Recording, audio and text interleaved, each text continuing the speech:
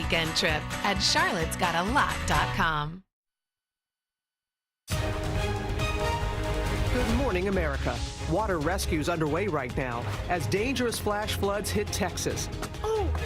And storms travel up the East Coast. A possible tornado picking up this car, tossing it around a parking lot. And Tropical Storm Franklin making landfall overnight, hitting a popular vacation spot in the Gulf.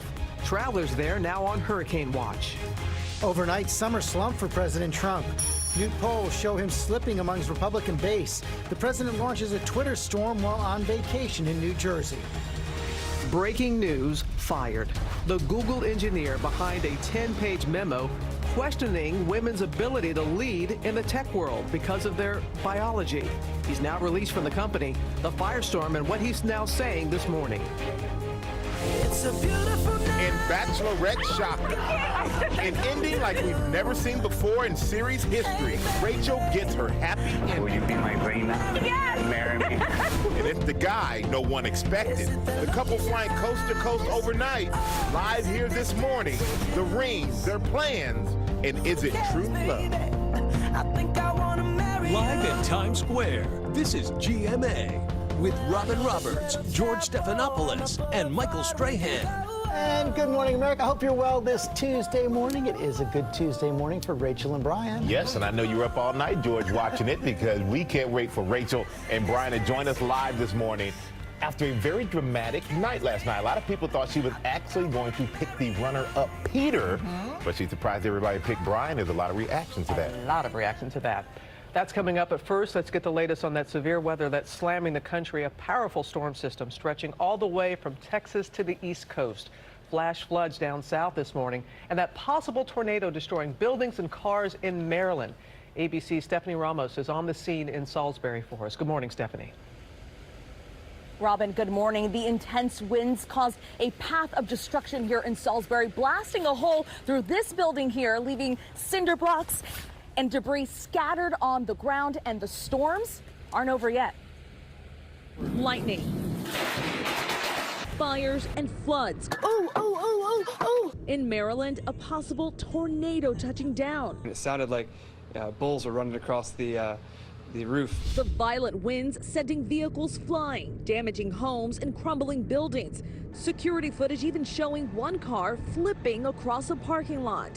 Plus, a large storm system triggering emergency flash flood warnings in Houston this morning. Torrential downpours dumping up to 6 inches of rain. The water just submerged our car. A similar scene in San Antonio, up to a half foot of rain falling fast. Rescue crews saving drivers trapped in rising floodwaters. Water's just about going over the hood. And dangerous lightning strikes sparked numerous house fires throughout Texas. Pretty much the whole attic looked like it was on fire. This as we see new video from the moment that EF2 tornado touched down in Tulsa. Oh my goodness. It was just black and everything exploded. The family that shot this cell phone video says they didn't have time to escape the powerful twister. They all get away from the window. Next thing you know, the tornado's down and we're underneath the debris. Thankfully, no one was seriously injured here in Salisbury, but the mayor tells me it'll take some time for families and businesses to recover from the damage. Robin. Thinking of everybody there, Stephanie. Thank you. And now let's go to Ginger for more on the flash flooding threat. Millions on alert, Ginger. And more than a dozen water rescues already performed this morning in Houston. You can see some of the images coming out. New numbers now indicate more than 8 inches of rain has fallen in the last 24 hours. 6 of it came in just 6 hours, from about midnight till 6 a.m. So this is all from a stationary front, and it's still going. The flash flood warning still in place near Houston there. Mississippi back through Arkansas. That stationary front doesn't move a lot. It bubbles around, and that means you're going to see more rain. So Birmingham, Alabama, back through central Mississippi, even central Georgia, including Atlanta. A lot of rain today. George. Okay, Ginger, thanks. We're going to move now to the latest on President Trump. He is camped out in Bedminster, New Jersey, meeting at his golf club today with his health secretary, Tom Price. How to handle insurance companies facing the loss of government funds at the top of the agenda, the opioid crisis as well. Vice President Pence expected there later this week. And a draft government report revealed this morning by the New York Times shows climate change has had a dramatic impact on the U.S. that is at odds with the views of President Trump and his top environmental official. No word yet on whether they will suppress, dismiss, or endorse the report. As a brand new poll from CNN shows the president's support from his Republican base is slipping. Strong approval of the president has dropped from 73% in February to 59% now. Let's get more on all this from our chief White House correspondent, John Carlin. John, let's begin with those polls right there. The president was out yesterday tweeting that his base is getting bigger every day. This poll at odds with that. Directly at odds with that. And George, we've seen the president's numbers come down, as we've mentioned before, historically low for a president this early in his first term. And George, the team at the White House really has a choice here to make. Does the president try to reverse those numbers by expanding his base, by reaching out to those who are not traditional Trump supporters? Or do they further try to energize his base? And it seems that that's the direction that they believe that he needs to go, which is to go further to the right, further to energize and to get going his hardcore supporters. But right now, those supporters seem to be softening. And that certainly seems to be the tack the president is taking with his tweets as well. Yesterday, that extended tirade against Senator Richard Blumenthal, attacking him for failing to serve in Vietnam, even though he was in the Marine Reserves at the time. And this comes from a president who didn't serve at all. Exactly right, who actually got more deferments than Senator Blumenthal did. He's also been going at the New York Times quite aggressively. Most of his tweets over the last 24, 36 hours have been about Sidney Blumenthal or about the New York Times, continuing to call the New York Times the failing New York Times, so much so that the Times is now responding, George. They've actually put out a statement to respond to the president on this. Take a look at this. The Times saying, "The facts matters. We just reported 3.3 million paid subscriptions, our most ever, and growing profit, income, and revenues. Our stock is up nearly 50% this year." So directly responding to the president and trying to speak to a degree the president's own language. And John, the president already up and active on Twitter this morning. He seems simply to be doing a running commentary on Fox and Friends, to be watching Fox and Friends and retweeting their stories. It's really something else, George. We've seen this over and over again. This morning, most interesting is he's retweeted a story on Fox and Friends that seems to be based on a leak of classified information about spy satellites over North Korea, U.S. spy satellites. Exactly the kind of leaks that the White House has been condemning, but there the president is apparently interested in what's on Fox and Friends and retweeting the story. And what's so strange about that, presumably this is the kind of thing he could learn from his own intelligence officials, yet he seems to publicize it when he sees it on television. Yeah, he gets the presidential daily brief a little later in the morning. The first brief apparently is Fox and Friends. Okay. John Carl, thanks very much. Robin? Quite bizarre. Now to that memo that's rocking the tech world. Google firing an engineer behind a document that questions women's roles in the industry. Google saying the memo promotes gender stereotypes. ABC's Nick Watt has the details, joins us this morning from Los Angeles. Good morning, Nick. Good morning, Robin. Well, Google's CEO reportedly rushing back from vacation to handle the fallout from this 10-page memo that was written by a male engineer and includes lines like, "Women on average have more neuroticism and abilities of men and women differ in part due to biological causes, and that these differences may explain why we don't see equal representation of women in tech and leadership." He also accuses Google of a left-wing bias. Now, late yesterday, the 28-year-old engineer, James Damore, was fired. Google's CEO saying portions of the memo violate our code of conduct and cross the line by advancing harmful gender stereotypes in our workplace. Now, Damore trending on Twitter overnight and splitting opinion, slammed by some for a perceived misogynist point of view, others saying he's been gagged and accusing the search engine Goliath of censorship. Now, female representation in Silicon Valley is a big issue. Google already fending off a lawsuit from the Department of Labor alleging discrimination. Google, which does employ more men than women, denies the charge and claims not to have a gender pay gap. Robin? So what is the fired engineer saying this morning? Well, this morning he is confirming by email to news outlets that he was fired for, he says, perpetuating gender stereotypes, and he is right now, he says, exploring possible legal remedies. The story, Robin, far from over. The story and this issue, far from over. All right, Nick, thank you. A fierce debate. We're going to switch gears now to a dangerous situation down south. The manhunt for the killer of a police officer during a routine traffic stop in Missouri. The victim's family is speaking out as the dragnet continues to grow. ABC's Alex Perez is on the scene in Clinton, Missouri. Good morning, Alex. Good morning, George. Authorities say this all happened very quickly. The officer pulled the suspect over, and within seconds, the suspect was shooting at him. This morning, an all-out manhunt for a suspect Missouri authorities are calling a cold-blooded killer. Ian McCarthy accused of shooting and killing rookie officer Gary Michael. Shots fired, officer down, I repeat, officer down. Sunday night, around 10:45, Officer Michael pulled McCarthy over because his headlights were out.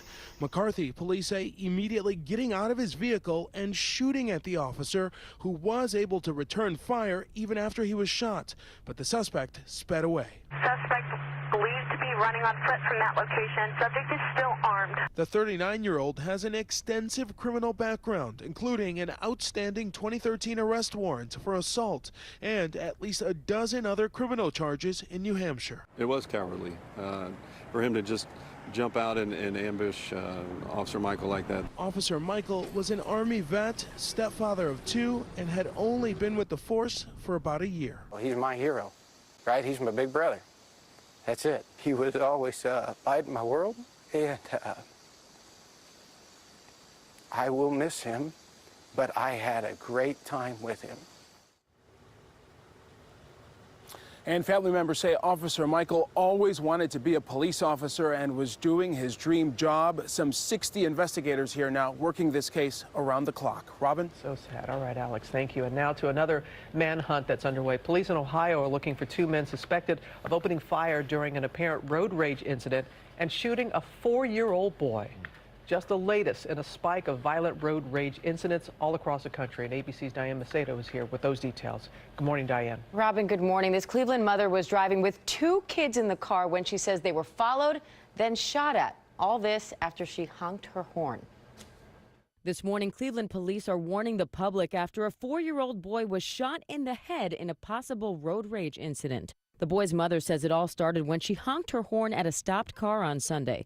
The car then followed her and opened fire. Police say the suspects are still on the loose, warning there may have been 2 gunmen. These people are very violent and don't have much regard for human life. This latest incident comes just 2 days after a man was caught on video in Dallas pointing a gun directly at another driver. Somebody like that needs to be out the street. Victoria Best says she started filming when she noticed the car in front of her driving erratically. Police now say they've identified a possible suspect. We're waiting for phone calls to see if this guy made contact with anybody else or pointed his gun at anybody else.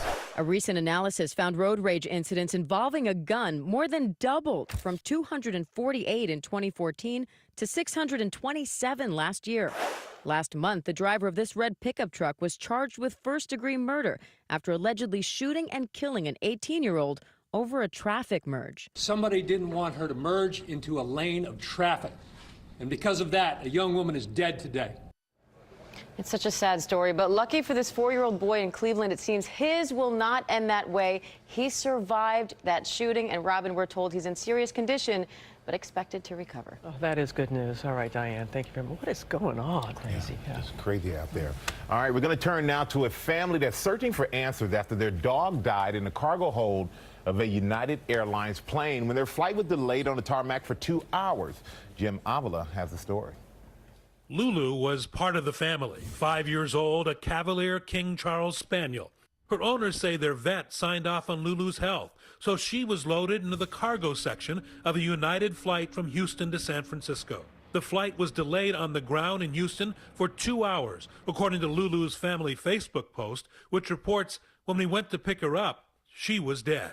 United has a special animal cargo policy and facilities called Pet Safe that include air-conditioned, climate-controlled holds in the air, onboard transport vehicles, and warehouses on the ground. Their website assures pet owners of comfort in any weather conditions and that pets will be the last ones loaded and the first ones off the plane's cargo area. Still, according to the Department of Transportation statistics, from 2014 through 2016, of the 26 pet deaths during transport, United had 9, more than any other U.S. carrier. The Humane Society warns that cargo hold travel should always be a last resort, and in the summer, middle-of-the-day flights should be avoided, and some dogs should not fly at all. Unfortunately for Lulu and her family, Lulu had what we call brachiocephalic or smushed-in face, which made her more susceptible to the extreme heat conditions. The airline says in a statement they are so sorry to learn of Lulu's passing. They've offered condolences and assistance to the family and promise a thorough review of the incident. Another tip from the Humane Society, if you must bring your dog along and it's too big to fit underneath the seat, is to personally tell the pilot or co-pilot that the dog is there, or a flight attendant, because they can then watch out and be extra vigilant about whether or not it's too hot in the cargo area. George? That does make sense. Okay, Jim, thanks very much. We're going to move on now to new developments in that HBO hack.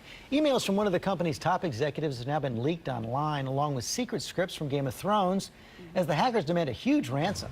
ABC's Lindsay Janis is here with the story. Good morning, Lindsay. Good morning, George. The hackers dumping more data this morning, bragging that their hack of HBO is the biggest leak in the cyberspace era. It comes just as the network aired the 4th episode in the latest season of its Game of Thrones to more than 30 million viewers worldwide. Overnight, another massive data dump from the HBO hackers. Who taught you how to do that? Among this second round of files, emails from an executive at the company, as well as more documents related to Game of Thrones, including an upcoming script from an unaired episode and financial balance sheets for the company. We can hold them off. The Hollywood Reporter received a message from the hacker demanding a ransom from HBO. The hacker claims the network is their 17th target and that it took 6 months to access the company's database. A rep for HBO says while the investigation is still ongoing, the review to date has not given us reason to believe that our email system as a whole has been compromised. The massive cyber hack began last week. It's hard for me to fathom, it really is. Hackers stealing 1.5 terabytes of data. That's 7 times bigger than the 2014 attack on Sony Pictures and equivalent to about 500 hours worth of movies. I see quite a lot now. Well, unaired episodes of HBO shows Ballers and Room 104 have also surfaced online. The company is using cybersecurity firms and law enforcement working around the clock trying to solve this issue. I bet they are, yeah. Absolutely. Thank you, Lindsay. Thank you, Lindsay.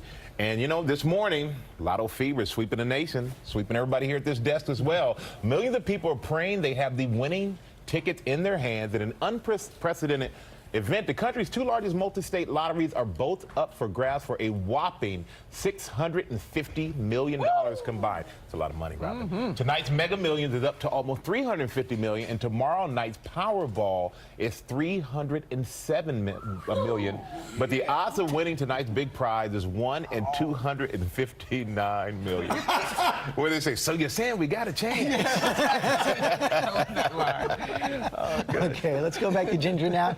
More on that tropical storm making landfall in Mexico. Yes, look at these images, George. Just before Tropical Storm Franklin made landfall, this is Tulum, Mexico, and it did make landfall at 11 p.m. Central Time and the Yucatan Peninsula, southwest of Cozumel, pretty far, and south and west of Playa del Carmen. It is now traveling over that Yucatan Peninsula, losing a little strength, but it'll go back into the bay, and then it'll intensify. And by Thursday early morning, it gets into mainland Mexico. Your local weather in 30 seconds. First, though, the Tuesday trivia brought to you by Walmart.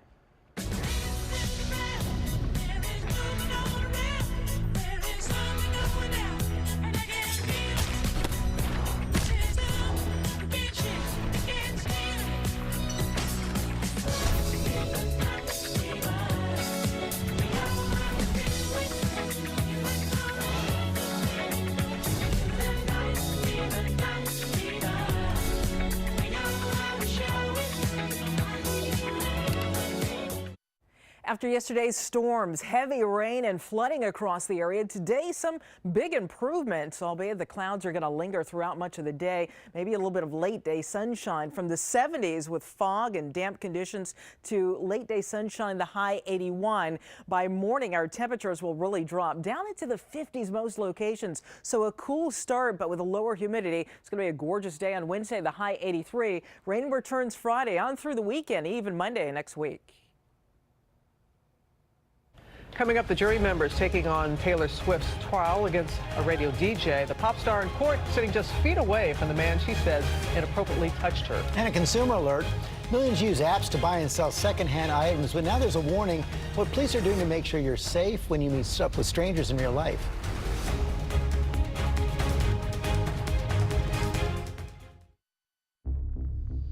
Today's skin damage is tomorrow's skin concerns. New Lancome Advanced Gen